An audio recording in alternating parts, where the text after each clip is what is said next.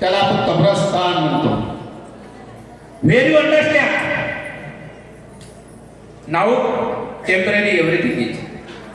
तिथं गेल्यावर असं वाटते का सर्व काही टेम्पररी आहे, लक्षात ठेवा. तरी आपण 2-2 फूट जागेसाठी झगडा करतो आणि 2-2 फूट जागेसाठी भाऊ भावाचा मर्डर करू शकते.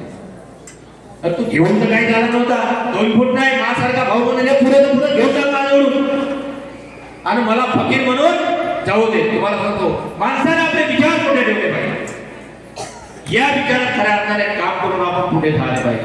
नाही तर थोडं थोडंसं घरी पाहिलं तरी किचकिच किचकिच किचकिच किचकिच. कुटुंबामध्ये आपण गेलो होतो, 10 लोक असले तरी किती लावायचे कशा काय घेऊन आल्याला काय घेऊन जात आहे. सर्वांसोबत चांगलं वागा आणि चांगलं वागून आपण पुढे गेलो पाहिजे.